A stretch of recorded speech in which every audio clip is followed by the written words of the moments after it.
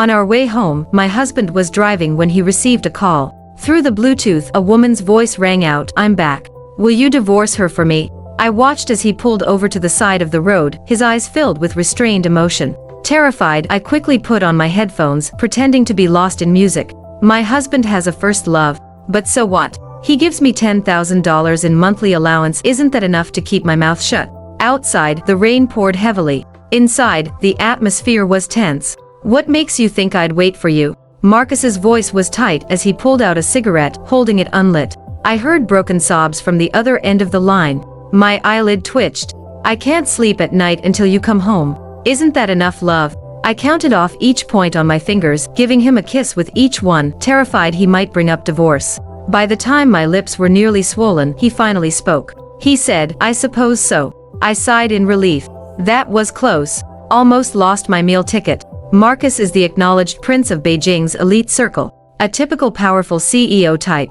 Young but already masterfully handling his family's billion-dollar empire. More importantly, he's devastatingly handsome and generous. While I come from a wealthy family too, we went bankrupt years ago. Besides being pretty with a great figure, I'm nothing special. Let's go home, it's time for my beauty sleep. Just as I was about to climb off his lap, he caught my chin. "I'm going on a business trip next week."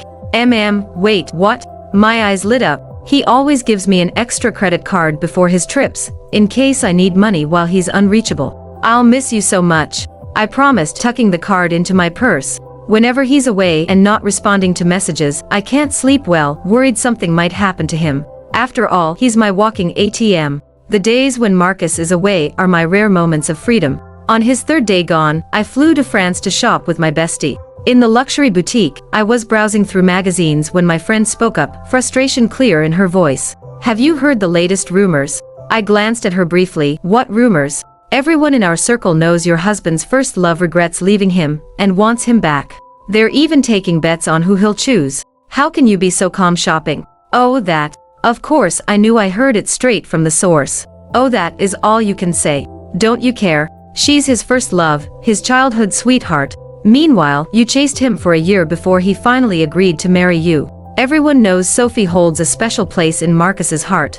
You need to step up your game." She continued angrily, "Look at this photo last month when he said he was on a business trip to America. He was actually meeting Sophie. Look how close she is to him, and he's not even pushing her away. You need to confront him when you get back." My friend was fuming. "Make him promise never to see Sophie again.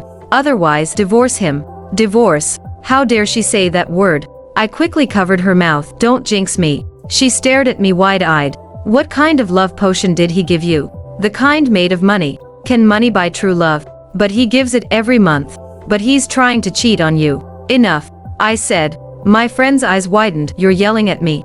I shakily added, "Isn't $100,000 a month enough?" She grabbed my hand. "How much?" $100,000. "Girl, you've made it." She held my hands, crying tears of joy. "Don't forget your friends when you're rich." The divorce topic was instantly forgotten. We shopped from the ground floor to the top, had coffee, then shopped our way back down. With a wave of my hand, I covered all her expenses. We didn't leave until dark, loaded with shopping bags. "Come on, I'm treating you to a candlelit dinner." She led me to the most scenic French restaurant, with a perfect view of the Eiffel Tower. I sat on the terrace enjoying the breeze. The candles and steak on the table were exquisite. I raised my wine glass. "Love is too much to hope for, but if I keep playing dumb, I might get a couple more months of allowance. Maybe when we eventually divorce," thinking of how innocently clueless I was these months, "he'll feel a bit guilty. Then my settlement might be bigger. His best quality is his generosity, I know this." "Wait, didn't you say he was on a business trip to America?" my friend asked. "Where are we again?" Suddenly, she grew indignant. Did he make up an excuse to meet his mistress here? Paris is huge, running into them must be fate's way of exposing him. "Come on, forget about that dirty money. I can't watch you suffer like this." As she was about to burst out from under the table, I panicked, my eyes turning red. "We can't blame him. After all, it's my fault for not specifying how to handle these situations in the contract." Maybe my voice trembled with fear, because when she turned back and saw my red eyes and twisted expression, she sighed. "I had no idea you loved him this much." She sat back down. "Don't be sad." Seeing me silent, she added, "When you get home, talk to him properly. You're married now, he can't completely ignore your feelings. Maybe they really are just having dinner." "You're right. I peeked through the tablecloth at Marcus's tall figure. Look, even though he's on a date with his first love and lied about the business trip, he still gives me so much money and cares about my feelings. I'm so touched. My friend. Her silence was deafening, as if she was seeing me for the first time in all these years. I lowered my head guiltily. The contract marriage must remain secret, it's in the agreement. I can't afford the breach of contract penalty. Sigh. Outside, people were dining and laughing. Under the table was cramped and stuffy, and my collar was stained with wine. What a mess. My friend sighed and hugged my shoulders. I looked up with a silly grin. A husband who pays but doesn't come home. Many women would envy such a good life. I should be grateful. I thought tonight would surely be terrible. But Marcus left shortly after sitting down, before even finishing his steak. Sophie seemed upset but followed him out. Did they fight? I watched carefully but couldn't spot anything unusual. Though Marcus's temper is odd, sudden anger is totally normal for him. After they left, I sighed in relief and crawled out from under the table. My legs were completely numb. I stumbled and collapsed into my seat in a twisted position. Pfft. I thought I heard someone laugh. Ha! Someone's watching me. Did you hear someone laugh at me? I asked my friend, scanning the area suspiciously. No, who laughed? She looked clueless. Oh well, everyone around us is foreign anyway, no one's paying attention to me. At least I didn't embarrass myself in Paris. I stabbed a piece of steak and put it in my mouth. Delicious. Good thing Marcus left in time, the food hadn't gone completely cold. Despite the drama, the view really was beautiful. After 2 days of fun, I flew back the night before Marcus was due to return. I rushed back to our newlywed mansion, exhausted. When I turned on the lights, Marcus was sitting on the couch in the middle of the living room. Had enough fun? He looked up at me.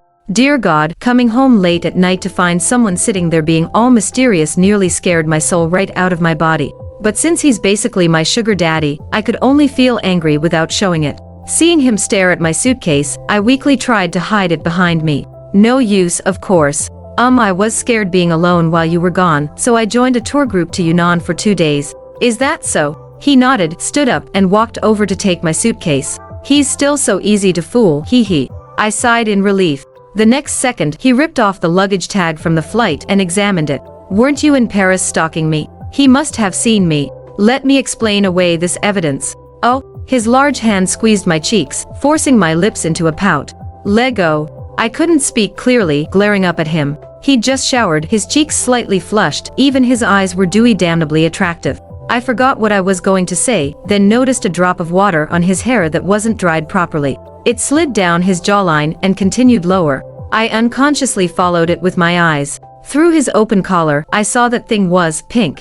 Awkwardly looking away, I was about to say something when I opened my mouth and a drop of drool fell from the corner. Seeing his knowing look, I really wanted to find a hole to crawl into.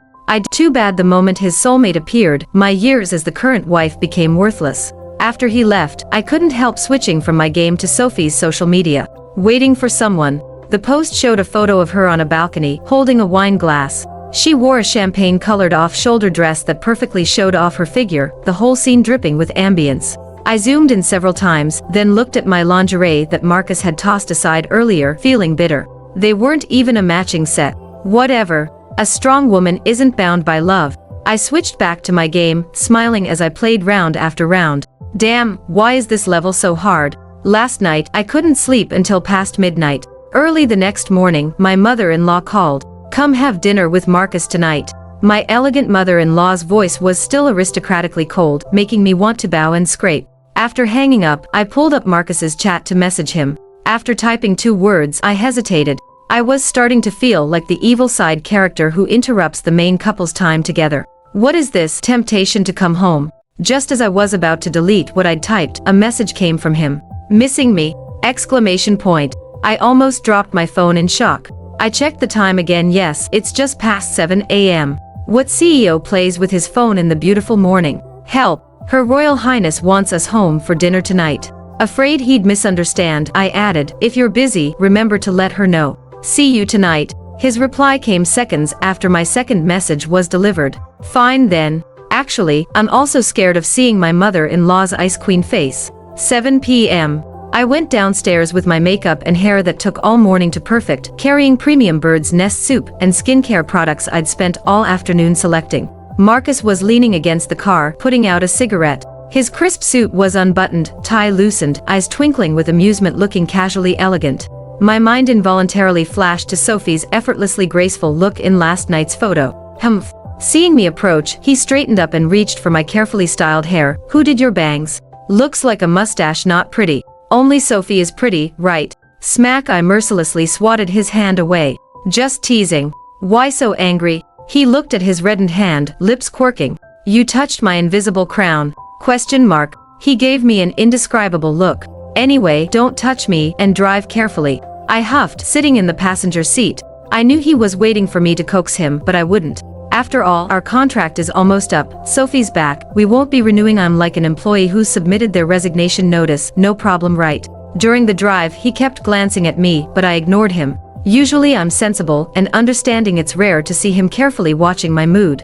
Honestly, it feels good. Finally, as we got out of the car and entered the house, he couldn't hold back anymore. Honey, what's wrong today? Figure it out yourself. That's what he usually says when he's upset. Before, I'd always anxiously try to remember what I'd done wrong. Today, it's his turn. Is it because of what I said earlier? He grabbed my hand. I was joking. You look beautiful no matter what. Wrong, try again. I shook him off and kept walking. He clicked his tongue and caught up. Is it about last night? I really didn't mean to. It's because. He suddenly stopped. Because of Sophie. I finished in my head. Just as the housekeeper opened the door, he leaned in and whispered, never mind, you'll understand later. As we entered, Mrs. Zhou, my mother-in-law, was watching TV in the living room. Your Maj. The elegant lady in the traditional dress looked up instantly. Mom. I almost slipped and called her, Your Majesty, out of habit. What time do you call this? She stood gracefully, looking at Marcus. Your father says you weren't at the company. Why so late? Had something to do. The Zhous usually eat at 7, now it's almost 8. Father-in-law was already sitting in the dining room reading his newspaper. Seeing us arrive, he put it down and smiled. You're here, Dad. He nodded, telling the housekeeper to serve dinner while saying, sit down, Ning. Marcus thoughtfully pulled out my chair before sitting beside me. Father-in-law picked up his chopsticks and asked, how's the South City project going? Going well, Marcus replied while picking up some celery I hate and putting it in my bowl. You're not overseeing it personally. Been busy lately. After answering, he glanced at me and added more. No need to be so polite, I really hate celery. Just as I turned to stop him, mother-in-law suddenly spoke. Busy with what? That Sophie business. Cough cough. I almost spat my soup on Marcus. That's my mother-in-law for you. Marcus frowned, handed me some tissues and said, Mom, don't listen to baseless gossip. If it's spreading everywhere, why aren't you stopping it? Don't you know how it affects the company? Exactly. How dare he do it but not admit it? Under my in-law's watchful eyes, I got angry for a second. Then mother-in-law turned her attention to me. You've been married a while now, having a child should be the priority. She thought for a moment, then added, if you don't like children, have one and I'll raise it. Is $5 million enough? Plus a villa at Lakeview worth $10 million. I glanced at Marcus, feeling as useless as a eunuch looking at a beauty. Too bad Sophie will get all these good things later. That night, we stayed at the family home. After my shower, I was lying in bed scrolling on my phone when Marcus came out of the bathroom, shirtless, and sat on the bed edge. Come here, let me dry your hair. I didn't move, so he knelt on the bed with one long leg and grabbed my waist, moving me to the edge. What are you doing? The warm yellow light created quite an atmosphere, but I grew wary. How can you sleep with wet hair? His face was so close, I could smell his fresh shower gel. I'll do it myself. My face betrayed me by blushing.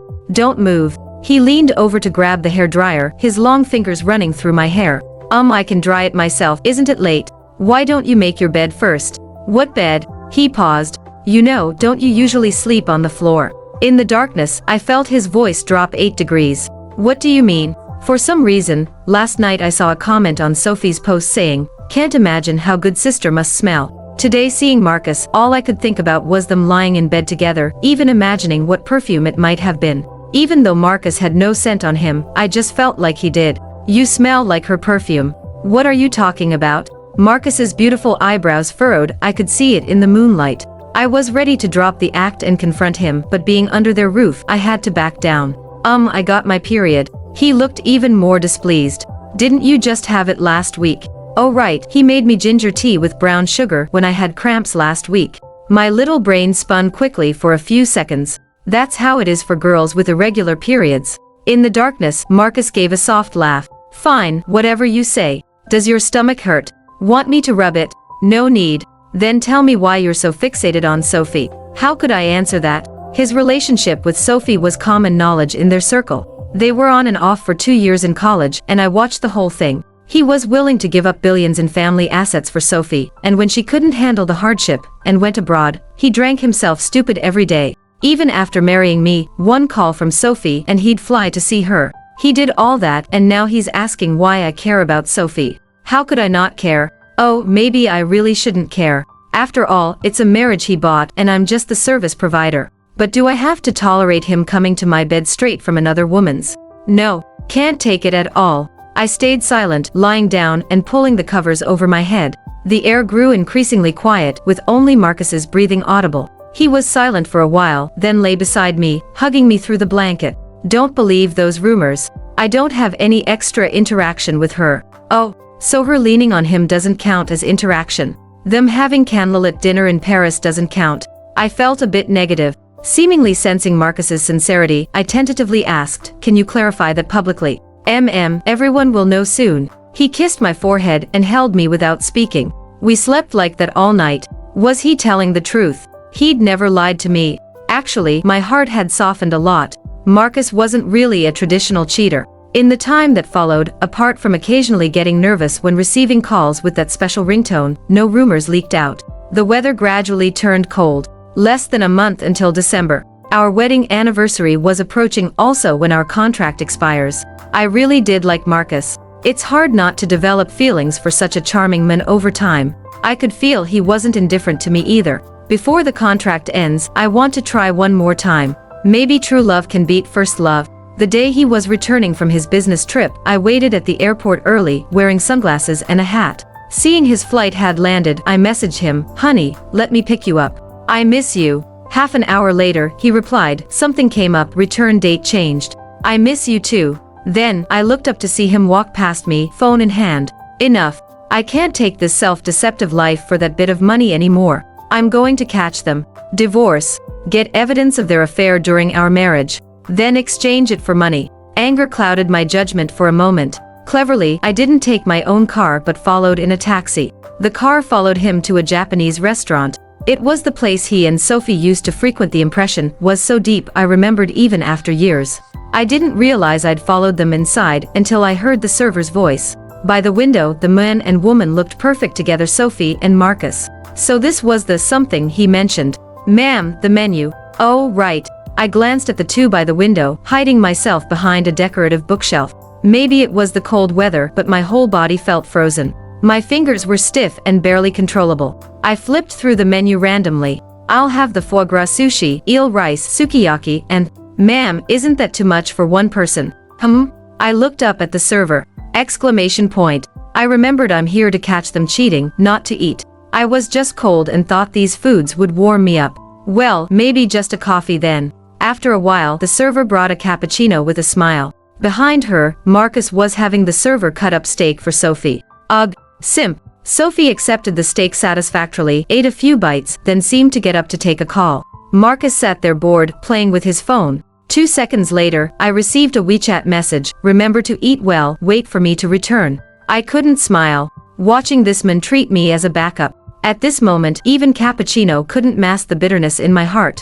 At this point, what expectations could I still have for this man? I saved the photos I'd taken of them from various angles. Got up to leave.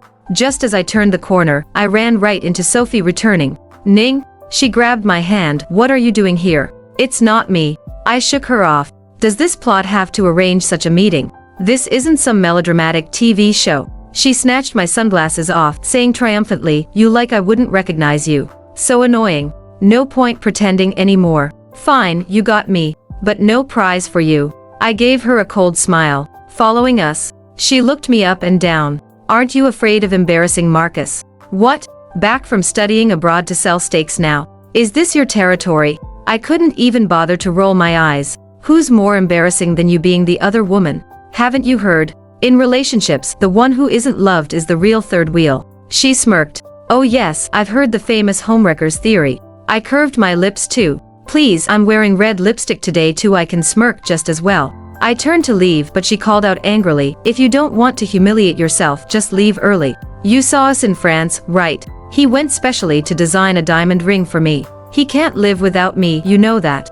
The ring should be at home. Once you find it, you'll understand everything." My mind was chaos. I couldn't stop thinking about Sophie's words. She said Marcus couldn't live without her. If I hadn't witnessed their love story, I wouldn't have believed it. Even though Marcus explained they had nothing going on, words felt hollow in the face of facts. Who should I believe? Images of them dining together flashed through my mind. Yes, I'd caught them having candlelit dinners twice already. What about the times I didn't catch them? How many times had they dined together? Was it just dinner? And after dinner? Back home, I found myself in Marcus's study. I rarely came here. Instinct told me if that ring really existed, it would be in the study. I didn't even need to search. My eyes went straight to the safe. I knew him. Anything important went in that safe. Like our marriage contract. Marcus never hid the combination from me. He trusted me completely in these matters. He probably never imagined I'd find evidence of his affair here. Opening the safe, sure enough, there was a luxurious blue velvet ring box. Nothing like the simple wedding rings he had me buy when we registered our marriage. My hand curled several times before finally reaching for it. Indeed, inside was a brilliant diamond ring with a Z engraved inside. I laughed. My name is Claire Ning. Not a single letter matches. So it was Sophie's. She was completely right. My earlier bravado must have seemed ridiculous to her. As I was putting the ring box back, I saw another document. Marriage termination agreement. It briefly stated that when our contract expired, our marriage would end according to the agreement, with no property disputes, etc. His signature was bold and free, just like him. I put everything back, restoring the study to how it was before I entered. Honestly, it hurt. I didn't realize I was crying until the tears were streaming down my face. His dominance and tenderness, his thoughtfulness and humor, all real. But his history with Sophie and their rekindled romance also real. I was the one who crossed the line, treating a transaction as something real. Suddenly, catching them cheating seemed pointless. It was just a deal ending. What did he do wrong? I deleted all the evidence I'd saved on my phone. Back in my room, I had a good cry. Then I organized all my things, ready to move out anytime. Marcus had been increasingly busy lately. Sometimes he'd send voice messages before bed. I could hear noise in the background, but I had nothing to say, so the calls were always brief. I quietly furnished the apartment I'd bought, keeping busy. The day before moving, I was watching the sunset from the mansion's rooftop. This was the best located villa in the area, with unique views from the heights, something I wouldn't see after moving. My phone rang. Marcus. What is it? My voice was hoarse from not speaking all day. Ning, what's wrong with your voice? He was still as considerate as ever, but he wasn't calling me honey anymore. Nothing, probably just need water. I'll drink some later. Han Ning, can you come to the office tomorrow evening? Need to talk. What time? 7. His tone was surprisingly light, almost making me cry. Okay, got to go now. I hung up quickly, afraid he'd hear me choking up. I checked the time. 9:15 p.m. Less than 24 hours until our marriage ends. The next day, I arrived at his company on time. No receptionist. I went straight to the elevator. Unusually, all the employees who typically worked late had left on time. I frowned. Was Marcus afraid of making a scene? Then why not talk at home? I knocked on his office door. Come in. He stood up, put on his suit jacket, took my hand, and led me straight to the roof. Several times I tried to speak, but he cut me off. The roof's large lawn terrace was surrounded by black curtains. I asked about it, finding it strange. He raised an eyebrow. Renovations. Oh, maybe I was overthinking. He had me sit on the lounge sofa, taking a seat opposite me. Ning, you can make any requests. I'll agree to whatever you ask. He pushed the agreement toward me. I kept my head down, pretending to study the few lines carefully. I have no requests. He'd given me enough money. I didn't need anything else. Are you sure? I heard displeasure in his voice. Before, I could tell when he was unhappy. Now, I wasn't sure I knew him anymore. After today, he could be with Sophie openly. What could he be unhappy about? His well-defined hand held out a pen. I took it, trying to sign my name casually. Tears welled up in my eyes. I kept my head down, rolling my eyes desperately to keep them from falling onto the paper where he might see. The moment I signed, boom, boom, boom. Who's setting off fireworks? ? The sky erupted with brilliant fireworks nearby. I was stunned. I looked at him in disbelief. Was this jerk celebrating our divorce? Couldn't wait one more day. Baby? Why are you crying? He stood and pulled me into his arms. I struggled to break free, but he held me tight. The black curtains suddenly dropped, revealing a sea of roses nearly surrounding us. I stared at him, confused. He kissed my tear-stained eyes and whispered in my ear, "Don't blink, baby." The building opposite suddenly lit up with huge scrolling text. "Claire Ning, will you marry me for real this time?" He suddenly knelt, pulling out the ring I'd seen yesterday. "Ning, be my wife." He took my hand, almost slipping the ring on. I jerked back in shock, pulling my hand away. "Isn't this ring for Sophie?" Marcus's face darkened completely. "Do you have to mention irrelevant people at this moment?" "How is she irrelevant?" "The ring has a Z engraved, I saw it." Marcus snapped, "That's for Zhou Shijing." "Oh, right. But I still had so many questions. You had candlelit dinners with her.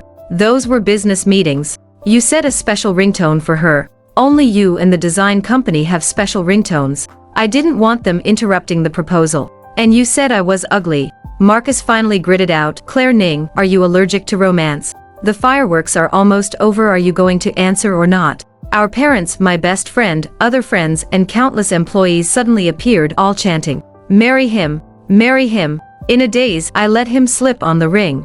As his kiss fell, I found myself thinking, "Help, are we going to be trending tomorrow?"